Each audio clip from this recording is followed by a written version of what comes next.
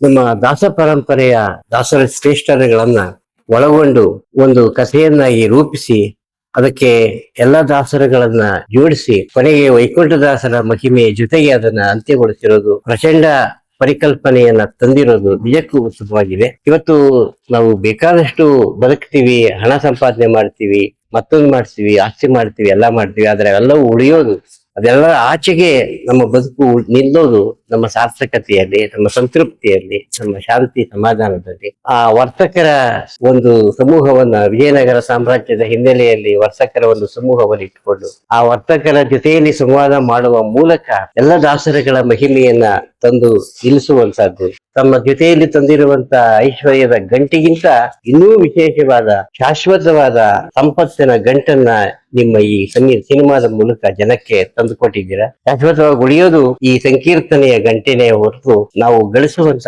ಆಸ್ತಿ, ಹಣ, ಸಂಪಾದನೆ ಅಲ್ಲ ಅನ್ನೋದನ್ನ ತುಂಬಾ ಚೆನ್ನಾಗಿ ಈ ಸಿನಿಮಾದ ಮೂಲಕ ನೀವು ಪ್ರಚಾರ ಪಡಿಸಿದ್ದೀರಾ. ಇವತ್ತಿನ ಜನಕ್ಕೆ ಬೇಕಾಗಿರೋದು ಇಂಥ ಸಿನಿಮಾಗಳೇನೆ. ಇಂಥ ಸಿನಿಮಾವನ್ನ ತಂದಿರೋದು ನಿಜಕ್ಕೂ ಅಭಿನಂದನೀಯವಾಗಿದೆ. ಇಡೀ ತಂಡಕ್ಕೆ, ಎಲ್ಲಾ ಕಲಾವಿದರಿಗೆ ಅದರ ಹಿನ್ನೆಲೆಯಾಗಿ ನಿಂತು ಇದನ್ನ ಅತ್ಯಂತ ಶ್ರಮ ವಹಿಸಿ ಹಣ ಹಾಕಿ, ನೀವು ಹಾಕಿದ ಹಣ ಇದರಿಂದ ವಾಪಸ್ ಬರುತ್ತೋ ಇಲ್ಲ ನನಗೆ ಗೊತ್ತಿಲ್ಲ, ಆದ್ರೆ ಬರಬೇಕು. ಈ ಸಿನಿಮಾ ಹೆಚ್ಚು ಜನಪ್ರಿಯವಾಗ್ತಾ ಹೋಗ್ಬೇಕು. ಇವತ್ತಿನ ಯುವ ಜನತೆ ಹೆಚ್ಚು ಹೆಚ್ಚು ಬಂದು ಇಂಥ ಸಿನಿಮಾಗಳನ್ನ ನೋಡ್ತಾ ಹೋಗ್ಬೇಕು. ತಾವು ಸಂಪಾದನೆ ಮಾಡುವ ಹಣಕ್ಕಿಂತ ಹೆಚ್ಚಿನ ಇನ್ನೊಂದು ನೆಮ್ಮದಿಯ ತಾಣ ಇಲ್ಲಿ ಇದೆ ಅನ್ನೋದನ್ನ ಈ ಸಿನಿಮಾ ನಮಗೆ ತೋರಿಸ್ಕೊಟ್ಟಿದೆ. ಇದಕ್ಕಾಗಿ ನಿಮ್ಗೆಲ್ಲರಿಗೂ ಕೂಡ ಪೂರ್ವಕವಾದ ಅಭಿನಂದನೆಗಳನ್ನು ಸಲ್ಲಿಸ್ತೇನೆ. ಎಲ್ಲ ಹೆಚ್ಚು ಹೆಚ್ಚು ಜನ ಸಿನಿಮಾ ಮಂದಿರಗಳಿಗೆ ಬಂದು ಇದನ್ನ ನೋಡಿ ಯಶಸ್ವಿ ಮಾಡ್ಲಿ ಅಂತೇಳಿ ನಾನು ಆಶಿಸ್ತಾ ಹೋಗ್ತೀನಿ.